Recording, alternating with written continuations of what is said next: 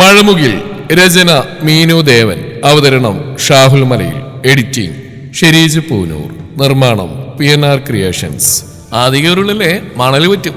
രാവിലെ ഒരുങ്ങിക്കിട്ടി ഇറങ്ങിയപ്പോഴേ വിചാരിച്ച എന്തോ ഉഡായിപ്പാണെന്ന്. അത് മോനെ, എനിക്ക് വേണ്ടടാ ഒരു എന്റർടൈൻമെന്റ് ഒക്കെ. ഞങ്ങളൊരു ഡേറ്റിങ്ങിന് വന്നത് തെറ്റാണോടാ? മുത്തി ദയനീയമായി എല്ലാവരെയും നോക്കി. എക്സ്പയറി ഡേറ്റ് കഴിഞ്ഞ് നിൽക്കുന്ന മുതലാ ഡേറ്റിങ്ങിന് ഇറങ്ങിയിരിക്കുന്നത്. വല്ലാത്തൊരു എന്റർടൈൻമെന്റ് തന്നെ. മനു കഷ്ടം വെച്ചുകൊണ്ട് ഋഷിയെ നോക്കി. എന്റർടൈൻമെന്റ് എന്നെക്കൊണ്ടൊന്നും പറയിപ്പിക്കണ്ട. വല സദാചാരം കണ്ട തീർന്നു. പിന്നെ ടിക്ടോക്കിൽ വൈറലാവാൻ അവിടെ കിടന്ന് തുള്ളേണ്ട ആവശ്യം വരില്ല. ഡാദി കാറെടുത്തോ, ഇവരെ കൊണ്ടുപോയി വീട്ടിലാക്കി, ഞാൻ വന്നോളാം. അതും പറഞ്ഞ് കാറിന്റെ കീ ആദ്യം കൊടുത്ത് ബൈക്കിന്റെ കീ അവന്റെ കയ്യിൽ നിന്ന് വാങ്ങി തനുവിന്റെ കൈ ബലമായി പിടിച്ച് ഋഷി മുന്നോട്ട് നടന്നു. അവളെ നിൽക്കുന്നുണ്ടെങ്കിലും അതൊന്നും വകവെക്കാതെ അവൻ മുന്നോട്ട് നടന്നു. ഡോ എന്തി കാണിക്കുന്നേ? എന്റെ കൈയിൽ നിന്ന് വിടാം, കൈ വേദനിക്കുന്നു. ഇന്നലെ കിട്ടിയൊന്നും മറന്നിട്ടില്ലല്ലോ മോള്. ബീച്ചാണെന്ന് ഞാൻ നോക്കില്ല, തരൂരണം. ഋഷി പറഞ്ഞവൾ വാപ്പൊത്തി പിടിച്ച് നിന്നു. അവള് നിൽപ്പ് കണ്ടവൻ ചിരിയോട് അവിടെ അടുത്തേക്ക് ചെന്നു. എനിക്ക് പോണം, ഞാൻ ആദ്യം മുത്തിയുടെ കൂടെ പോയിക്കോളാം. നിന്ന് കിട്ടിയ ഞാനാണെങ്കിൽ കൊണ്ടുവിടാൻ എനിക്കറിയാം, കേട്ടല്ലോ. ഇപ്പൊ എനിക്ക് കുറച്ച് കാര്യങ്ങൾ നിന്നോട് പറയാനുണ്ട്. അത് കേട്ടിട്ട് എന്താ വെച്ചാൽ നീ തീരുമാനിച്ചോ. പക്ഷെ കേൾക്കാനുള്ള മനസ്സ് നീ കാണിക്കണം. എനിക്കൊന്നും കേൾക്കണമെന്ന് പറഞ്ഞില്ലേ? ഇതെന്തൊരു കഷ്ടം. ഒരു പ്രാവശ്യം, ഒരൊറ്റ പ്രാവശ്യം തന്നു ഞാൻ കെഞ്ചി കേൾക്കുക. ഋഷി നിസ്സഹായനായി അവളെ നോക്കി. ഒരു ന്യായീകരണങ്ങൾ, ഒരു വിശദീകരണം എനിക്ക് കേൾക്കേണ്ട ഋഷിയേട്ടാ. അതിന്റെ സമയമൊക്കെ കഴിഞ്ഞു. 6 മാസം കഴിഞ്ഞ് ഞാൻ പോകും. അതൊരു ദയവ് ചെയ്ത് എന്നെ ഉപദ്രവിക്കരുത് പ്ലീസ്. അവൾ പറഞ്ഞതും ഋഷിയുടെ മുഖത്തേക്ക് രക്തം ഇരസിയേറി. നീ പോവോ? അതിനാണോടി ഞാൻ നിന്നെ കൊണ്ടുവന്നത്. ഒരിക്കലെങ്കിലും എന്നെ കേൾക്കാനുള്ള മനസ്സ് നീ കാണിച്ചിട്ടുണ്ടോ? എത്ര വട്ടം ഞാൻ കെഞ്ചി കേട്ടു, കാല് പിടിച്ചു. ഒരിക്കലെങ്കിലും നീ എന്നെ ഒന്ന് അറിയാൻ ശ്രമിച്ചോ? സത്യം എന്താണെന്ന് മനസ്സിലാക്കാൻ ശ്രമിച്ചോ? എന്നിട്ട് അവൾക്ക് പോണം പോലും. നിന്റെ ആരിയ്ക്കുന്നുണ്ടടി അവിടെ? അവനോട് ഇരുതോളിലും പിടിച്ച് കുലുക്കി. എനിക്ക് നിങ്ങളെ കേൾക്കാൻ താല്പര്യമില്ലാന്ന് ഞാൻ പറഞ്ഞു കഴിഞ്ഞില്ലേ? എന്നിട്ട് എന്തിനാ എന്നെ വെറുതെ കെഞ്ചി ചോദിക്കാൻ തന്നു? ഞാൻ ഒരിക്കലെങ്കിലും എന്നൊന്ന് പറയാൻ ഒതുക്കി. പിന്നെ നിന്റെ മുമ്പിൽ പോലും ഞാൻ വരില്ല, സത്യം. പക്ഷെ അതിനു മുന്നേ എനിക്ക് പറയാനുള്ളത് നീ കേൾക്കണം. എന്നിട്ട് എന്ത് വേണമെങ്കിലും നീ തീരുമാനിച്ചോ? വേണ്ടാന്ന് പറഞ്ഞില്ലേ? ഋഷിയിടം പറയാൻ പോകുന്ന ഒരു ന്യായീകരണം എനിക്ക് നഷ്ടപ്പെട്ടതിന് പകരാവില്ല. എനിക്ക് കേൾക്കാൻ വേണ്ട. അറിയാനുള്ളതൊക്കെ ഞാൻ അറിഞ്ഞിട്ടുണ്ട്. എന്നിട്ട് തന്നെ ഞാൻ കൂടെ വന്നു, അത് മതി. നീ എന്തറിഞ്ഞു എന്നാ? ഞാൻ പറയാത്ത എന്ത് കാര്യങ്ങളാണ് നിനക്ക് അറിയാവുന്ന? പറയടി. താഴ്ന്നിരുന്നതിനും കാല് പിടിക്കുന്നതിനും പരിധിയൊക്കെ അല്ലേ? ഞാനും മനുഷ്യനാ. എനിക്കൊണ്ട് ഈ പറയുന്ന വിഷമവും സങ്കടവും എല്ലാം നെഞ്ചി കൊണ്ട് നടക്കുന്നില്ലടി ഞാൻ. എന്നിട്ട് ഒരു പ്രാവശ്യമെങ്കിലും നീ എനിക്ക് പറയാനുള്ളത് കേട്ടോ? അവൻ ചോദിക്കുന്ന കണ്ണുകളോടെ ക്രുദ്ധനായി അവളെ പിടിച്ചു വിളിച്ചു. എന്താ ഋഷിയെന്ന് പറയാനുള്ളത്? സ്വന്തം അമ്മാവനാണെന്ന് അറിഞ്ഞിട്ട് തന്നെയാണ് എൻ്റെ അച്ഛനെ ഉപദ്രവിച്ചെന്നോ? അതോ സ്വന്തം മുറപ്പെണ്ണാണെന്ന് അറിഞ്ഞിട്ടാണെന്നോ ഈ പ്രഹസനം? ഇതിലേതാ നിങ്ങൾക്ക് പറയാനുള്ളത്? നിറമികൾ ഉയർത്തി അവനെ നോക്കിയതും കേട്ടതിന്റെ ഷോക്കിൽ ഋഷി ഒരു ഞെട്ടലോടെ പിന്നോട്ട് മാറി. ഇതല്ലേ ഋഷിയെന്ന് പറയാനുള്ളത്? അവളൊരു പുച്ഛഭാവത്തിൽ അവനെ നോക്കി. നീ ഇതെങ്ങനെ? അവൻ ചോദിച്ചതും തന്റെ കയ്യിലുള്ള ബാഗ് തുറന്ന് അതിലിരിക്കുന്ന അവരുടെ ഫാമിലി ആൽബമിന്റെ നേരെ നീട്ടി. അതിലവരുടെ കല്യാണ ഫോട്ടോയും ഋഷിയുടെ അമ്മ ആങ്ങളമാരുടെ കൂടെ നിൽക്കുന്ന പഴയൊരു ഫോട്ടോയും ഉണ്ടായിരുന്നു. തന്റെ വീട്ടിൽ അവളത് കണ്ടിട്ടുള്ളത് കൊണ്ട് തിരിച്ചറിയാൻ ബുദ്ധിമുട്ടുണ്ടായിരുന്നില്ല. ഋഷി വിറക്കുന്ന കൈകളോട് അത് വാങ്ങി. തന്റെ റൂമിലെ ഷെൽഫിലുണ്ടായിരുന്ന ആൽബത്തിലെയാണ്. മിടിക്കുന്ന നെഞ്ചും പിടക്കുന്ന മിഴികളും ഉയർത്തി അവൾ അവനെ നോക്കി. ഇതിൽ കൂടുതലൊന്നും ഋഷിയെ എന്നോട് പറയാനില്ലല്ലോ. എന്നാൽ നമുക്ക് പോവാം. അല്ല, നീ അറിയണം. പറഞ്ഞിട്ട് നമ്മളിവിടുന്ന് പോവും. ഇനി ഇതൊന്നും മനസ്സിൽ കൊണ്ടെടുക്കാൻ വയ്യ എനിക്ക്. ഋഷി ഉറച്ച ശബ്ദത്തിൽ പറഞ്ഞതും തനു സമ്മതഭാവത്തോടെ അവനെ നോക്കി. അന്ന് ലോഡ്ജിൽ നമ്മൾ എത്തിച്ച് അത് നീ വിചാരിക്കുന്ന പോലെ അത് നിനക്ക് വെച്ച കെണിയായിരുന്നില്ല. അത് എനിക്കുള്ളതായിരുന്നു. പണ്ടത്തെ കണക്ക് തീർത്ത ചിലര്. ഋഷി ഗുണ്ടയായിരുന്നു, ശരിയാ. അച്ഛനും അമ്മയില്ലാതെ വളർന്നപ്പോ നിയന്ത്രിക്കാൻ ആരുമില്ലാത്തതിന്റെ അഹങ്കാരം കാണിച്ചതാ. കുത്തഴിഞ്ഞ ജീവിതമായിരുന്നു. തെറ്റുകൾ പലതും ചെയ്തു കൂട്ടിയിട്ടുണ്ട്. അത് എന്റെ ജീവിതം തന്നെ തകർക്കുമെന്ന് ഞാൻ അറിഞ്ഞില്ല തന്നു. അവൻ വേദനയോടെ അവളെ നോക്കി. അവളുടെ മുഖത്ത് യാതൊരു ഭാവമാറ്റവും കണ്ടില്ല. ഒരുതരം നിർവികാരതയോടെ അവനെ തന്നെ നോക്കി നിന്നു. ഒരുപാട് കഷ്ടപ്പെട്ടിട്ടാ മുത്തി ആദ്യമെല്ലാം എന്നെ പഴയ ലൈഫിൽ നിന്ന് തിരികെ കൊണ്ടുവന്നു ഇന്ന് കാണുന്ന ഋഷിയാക്കി മാറ്റിയത്. കഷ്ടപ്പെട്ടിട്ടാ പിന്നെ ഈ ജോലി നേടിയതും ഈ നിലയിലായതുമല്ല. പക്ഷെ ഇപ്പോഴും പണ്ടത്തെ കാര്യങ്ങൾ എപ്പോഴേക്കേ തികട്ടി വരുന്നു. നിന്റെ ജീവിതം കൂടി ഞാൻ കാരണം ആ ഹോട്ടൽ മുറിയിൽ, പോലീസ് സ്റ്റേഷനിൽ. അവൻ തലക്ക് കൈയും കൊടുത്ത് സിമെന്റ് വെച്ചിലേക്ക് ഇരുന്നു. പിന്നെ നീ എന്നെ തേടി വീട്ടിലേക്ക് വന്നു. അന്നും ദേഷ്യം മാത്രമേ ഞാൻ കാണിച്ചിട്ടുള്ളൂ. നിന്റെ ചരമവാർഷികളുടെ പത്രവാർത്തയുടെ സത്യങ്ങൾ തേടി പോയപ്പോഴാ നീ ആരാണെന്ന് സത്യം ഞാൻ മനസ്സിലാക്കിയത്. എൻ്റെ അമ്മയുടെ മൂത്ത ആങ്ങൾ ആനന്ദ് മൽഹോത്രയുടെ മകളാണ് നീയെന്ന് എനിക്ക് അവകാശപ്പെട്ടാണ് നീ എന്നറിഞ്ഞപ്പോൾ സന്തോഷമാണോ സങ്കടമാണോ എന്ന് എനിക്ക് മനസ്സിലായില്ല മോളെ. എന്നിട്ടും നിന്നെ അകറ്റിർത്താനേ ഞാൻ നോക്കിയുള്ളൂ. അച്ഛൻ ഒരുപാട് ദ്രോഹിച്ചിട്ടുണ്ട് അമ്മയുടെ ആൾക്കാർ. അതുകൊണ്ടാ അച്ഛൻ ബാംഗ്ലൂരിലെ ജോലി വിട്ട് നാട്ടിൽ വന്ന്. അമ്മയുടെ ഒരു ബന്ധുക്കളെയും ഞങ്ങൾക്കറിയില്ല. എന്തിന്? അമ്മ മരിച്ചപ്പോൾ പോലും ആരും തിരിഞ്ഞു നോക്കിയിട്ടില്ല. അവരെ പറ്റിയുള്ള ക്രൂരതയുടെ കഥകൾ മാത്രമേ ഞങ്ങൾ കേട്ടിട്ടുള്ളൂ. അവരിൽ നിന്നൊക്കെ പൊതിഞ്ഞു പിടിച്ചാ അച്ഛൻ ഞങ്ങളെ വളർത്തിയത്. അതുകൊണ്ട് തന്നെയാ എനിക്ക് അവകാശപ്പെട്ട് തന്നെയാണെന്ന് അറിഞ്ഞിട്ടും നിന്നെ അകറ്റാൻ നോക്കിയത്. പക്ഷേ എപ്പോഴോ എങ്ങനെയോ എൻ്റെ മനസ്സിൽ കയറിപ്പോയി മോളെ. അന്ന് നിന്റെ സങ്കടങ്ങളെല്ലാം പറഞ്ഞ് എൻ്റെ മുമ്പിൽ നിന്ന് കരഞ്ഞപ്പോൾ ഇനി ഈ കണ്ണുകൾ നനയ്ക്കില്ലെന്ന് മനസ്സുകൊണ്ട് തീരുമാനിച്ചതാ. എന്നിട്ട് ഇനി നീയില്ലാതെ എനിക്ക് പറ്റില്ല. നീ എന്നെ മനസ്സിലാക്കണം. ഞാനൊരു തെറ്റും ചെയ്തിട്ടില്ല. എല്ലാം നിന്റെ തെറ്റിദ്ധാരണയാ. ഞാനല്ല നിന്റെ. ഋഷി എന്തോ പറയാൻ പോയതും അവന്റെ ഫോൺ ബെല്ലടിച്ചു. നോക്കുമ്പോൾ ആദിയാണ്. എന്താടാ? ഋഷി പറയാമെന്ന് പറയാൻ പറ്റാത്തുള്ള അമൃഷത്തിൽ ചോദിച്ചു. എടാ, എത്രയും പെട്ടെന്ന് പോലീസ് സ്റ്റേഷനിൽ വരണം. ഞങ്ങളിവിടെ ഉണ്ട്. അവൻ അതും പറഞ്ഞ് ഫോൺ വെച്ചതും ഋഷി ഒരു ആന്തലിൽ തനുവിനെയും കൊണ്ട് ബൈക്കിൽ പോലീസ് സ്റ്റേഷൻ ലക്ഷ്യമാക്കി പറന്നു. സ്റ്റേഷനിൽ ചെന്ന ഒരു മൂലക്ക് ആദ്യം മുത്തി നിൽക്കുന്ന കണ്ടു. എന്താടാ, എന്തുണ്ടായി? ഋഷി പരിങ്ങൽക്കുന്ന ആദിയോട് ചോദിച്ചു. ഞങ്ങൾ പറഞ്ഞെന്നാ മതിയോ മോനെ? ഋഷിയുടെ ചോദ്യം കേട്ടൊരു പോലീസുകാരൻ അങ്ങോട്ട് വന്നു. അപ്പോഴാണ് അയാൾ ഋഷിയെ ശ്രദ്ധിക്കുന്നത്. ഇതാര് ഋഷഭ് മഹേന്ദ്രനോ? നമ്മളെയൊക്കെ ഓർമ്മയുണ്ടാവോ? നീ ഇപ്പൊ പഴയ പണിയൊക്കെ വിട്ട് പുണ്യാളനായെന്ന് അറിഞ്ഞല്ലോ. സത്യാണോ PC? SI കോൺസ്റ്റബിളോട് ചോദിച്ചു.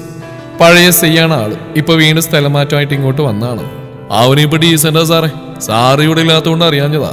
അവന് കെട്ടുവരെ ഞങ്ങൾ നടത്തി കൊടുത്ത്, അതും പോലീസ് സ്റ്റേഷനിൽ. അല്ലയോടാ? PC ഋഷിയെ നോക്കി പറഞ്ഞു.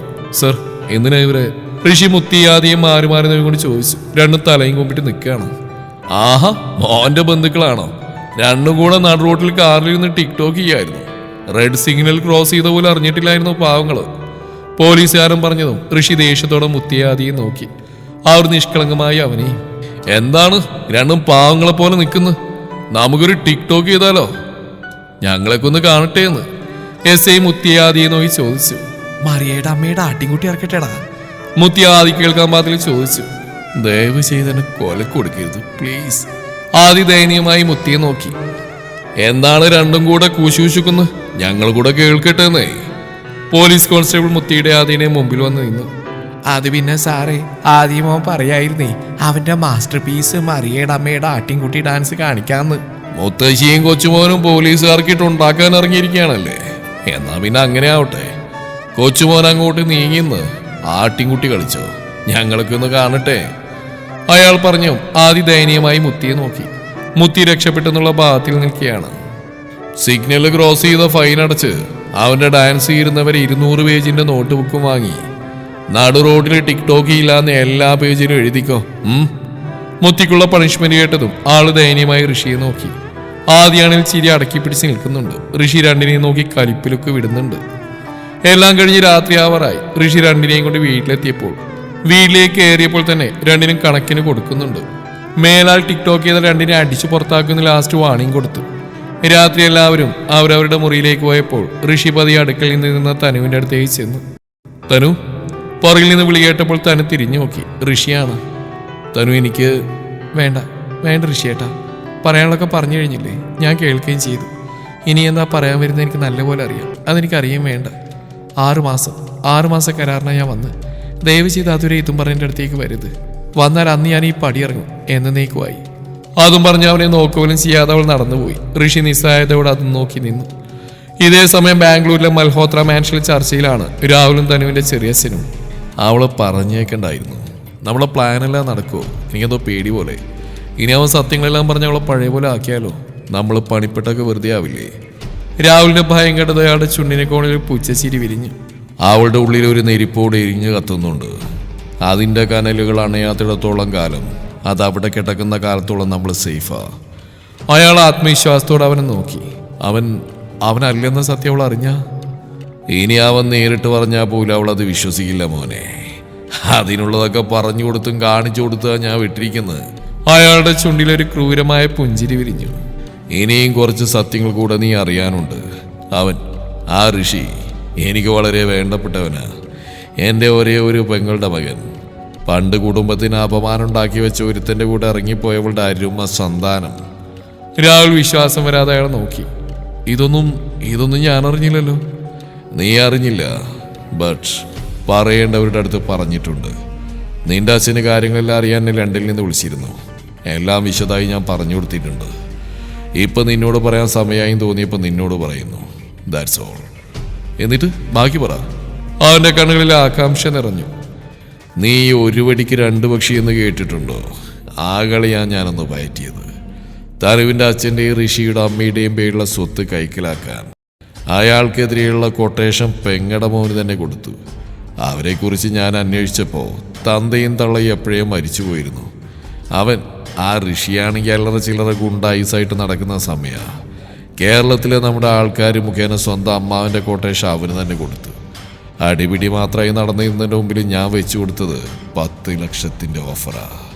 ഒരു ജീവന്റെ വില നമ്മുടെ ഏജന്റ് മുഖേന. രാഹുൽ വിശ്വാസം വരാതെ അയാൾ തന്നെ നോക്കി. ഇതെല്ലാം അവന് പുതിയ അറിവായിരുന്നു. അവൻ സമ്മതിച്ചില്ല, കൊലപാതകം അവൻ ഏറ്റെടുക്കില്ലെന്ന്. പിന്നെ അവൻ്റെ ആ കൂട്ടുകാരനില്ലേ മനു, അവൻ വഴിയാ കുടുക്കിയത്. പൈസ വാങ്ങുകയും ചെയ്തു. അയാളും ചാകും, അവനും കൊലപാതകത്തിന് ജയിലാവും. അതായിരുന്നു എൻ്റെ പ്ലാന്.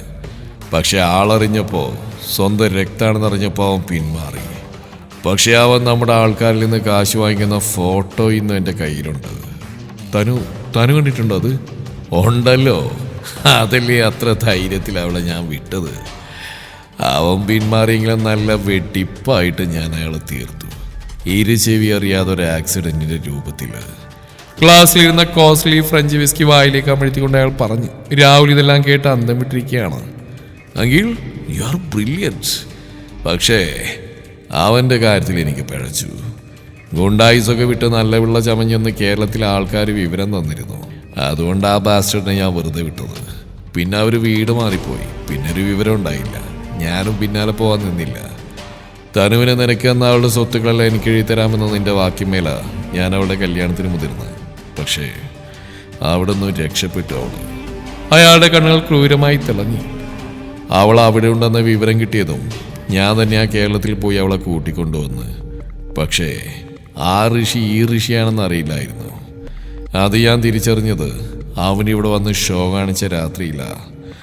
അന്ന് ഓങ്ങി വെച്ചതാ ഞാൻ അവനെ. അയാളുടെ കണ്ണുകൾ കുറുകി, മുഷ്ടി ചുരുണ്ടു വന്നു. ഇനി എന്താ നിങ്ങളുടെ പ്ലാന്? രാഹുൽ ആകാംക്ഷയോടെ അയാളെ നോക്കി. പഴയ പ്ലാൻ തന്നെ. ഒരു വെടിക്ക് 2 പക്ഷി. ഡിവോഴ്സ് കഴിഞ്ഞ് അവളെ ഇങ്ങോട്ട് കൊണ്ടുപോരും.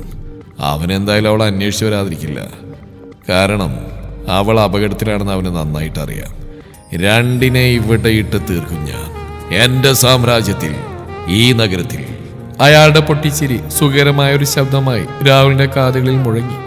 തങ്ങൾക്ക് വന്നു ചേരുന്ന കോടിക്കണക്കിനുള്ള സ്വത്തുക്കളും സ്വപ്നം കണ്ട് അവർ ആർത്തി ചിരിച്ചു.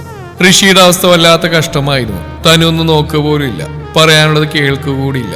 ഇറങ്ങിപ്പോകുമെന്ന് ഭീഷണി മുഴക്കിയിരിക്കുന്ന കാരണം ഋഷിയാണെങ്കിൽ പിന്നീടൊന്നും പറയാനും പോയില്ല. മുത്തിയാണെങ്കിൽ വിഷാദത്തിലാണ്. ആകെയുള്ള ടിക്ടോക്ക് ഋഷി നിർത്തിച്ചു. പാവം, വൈകുന്നേരം രാമായണം വായിച്ച് ജീവിക്കുന്നു. മനുന്തിയും ആരും അറിയാതെ പ്രണയിച്ചു നടക്കുന്നു. ദിവസങ്ങൾ കൊഴിഞ്ഞു പോയിക്കൊണ്ടേയിരുന്നു. ഋഷിയും തനുവും തമ്മിലുള്ള അകലെ അതേപോലെ കൂടിയും വന്നു. നാളെയാണ് ചെറിയസിന് കൊടുത്ത വാക്കനുസരിച്ച് വക്കീലിന്റെ മുമ്പിൽ വെച്ച് രണ്ടുപേരും മ്യൂച്വൽ ഡിവോഴ്സ് പേപ്പറിൽ ഒപ്പിടേണ്ടത്. അവർ നാളെ രാവിലെ ബാംഗ്ലൂരിൽ നിന്നെത്തും. തലേന്ന് രാത്രി എല്ലാവരുടെയും മുഖം ശോകമുഖമായിരുന്നു. നാളത്തെ അനുഭവം എന്നുള്ള സത്യം എല്ലാവരും ഏകദേശം ഉൾക്കൊണ്ട പോലെയാണ്. ഋഷി മാത്രം ആരോടും മിണ്ടാതെ വിഷാദമോഹനായി നടക്കുന്നു. തനുവിന്റെ മുഖത്തൊരു വിഷാദ ചായ പോലുമില്ല. നിർവികാരതയുടെ മുഖം മൂടി അണിഞ്ഞ് നടക്കുന്നുണ്ട്. തനു റൂമിലിരിക്കുമ്പോൾ അവളെ കാണാൻ മുത്തിയും ആദ്യം ദേയും കൂടെ വന്നു. അവളെ മുത്തിയെ കണ്ടത് അവൾ എഴുന്നേറ്റു. നിങ്ങളുടെ അത്ര വിവരോ വിദ്യാഭ്യാസം ഒന്നും മുത്തിക്കില്ല. മോളെ ഉപദേശിക്കാനുള്ള അർഹത ഉണ്ടോയെന്ന് പോലും അറിയില്ല. എന്നാലും പറയുക, ഒന്നുകൂടെ ഒന്ന് ആലോചിച്ചുകൂടെ? സ്വന്തം ജീവിതം എങ്ങനെ നശിപ്പിക്കണോ? അവരുടെ അടുത്തേക്ക് വീണ്ടും തിരിച്ചു പോകാനുള്ള തീരുമാനം അത് വേണോ മോളെ? ഋഷിയുടെ ഭാര്യയായിട്ട് വേണ്ട, എൻ്റെ മോളെ പോലെ ഞാൻ നോക്കിക്കോളാം. പോവാതിരുന്നൂടെ മോൾക്ക്? മുത്തി പ്രതീക്ഷയോടെ അവളെ നോക്കി. നിറഞ്ഞു വരുന്ന തൻ്റെ കണ്ണുകളെ സ്വതന്ത്രമായി വിട്ടുകൊണ്ട് അവൾ നിന്നു. ചേച്ചി, ഒരു പ്രാവശ്യമെങ്കിലും ചേട്ടൻ പറയാനുള്ളൊന്ന് കേട്ടൂടെ? പട്ടിയെ പോലെ പിന്നാലെ നടക്കുന്നില്ല ആ പാവം. അത്രയ്ക്ക് ഇഷ്ടമുള്ളതുകൊണ്ടല്ലേ? അതും കണ്ടില്ലെന്ന് അടിച്ച് പോകണം. പറ, സഹിക്കാൻ വയ്യ നിന്റെ അവസ്ഥ കണ്ടിട്ട്. ചങ്ക് പൊട്ടി നടക്കുക. ആദിയുടെ കണ്ണുകൾ നിറഞ്ഞൊഴുകി. തനു, സ്നേഹിക്കുന്നവരെ നഷ്ടപ്പെടുന്ന വേദന നിന്നോട് ആർക്കും അറിയില്ലെന്ന് എന്നോട് പറഞ്ഞു തന്നവളല്ലേ നീ? എന്നിട്ട് നിന്നെ ഈ ലോകത്തെ ഏറ്റവും കൂടുതൽ സ്നേഹിക്കുന്ന ആൾക്ക് ആ വേദന തന്നെ കൊടുത്തുകൊണ്ട് അത് സ്വയം അനുഭവിച്ചുകൊണ്ട് പോവുകയാണോ നീ? ഒരു വേള ഒന്ന് മറിച്ച് ചിന്തിച്ചൂടെ? ദീയും അപേക്ഷയോടെ അവളെ നോക്കി. നിറകണ്ണുകൾ ഉയർത്തി തന്റെ മുന്നിൽ അപേക്ഷയോടെ നിൽക്കുന്ന എല്ലാവരെയും അവൾ ദയനീയമായി മാറി മാറി നോക്കി. തുടരും ഈ കഥയുടെ ബാക്കി ഭാഗം നാളെ ഇതേ സമയം.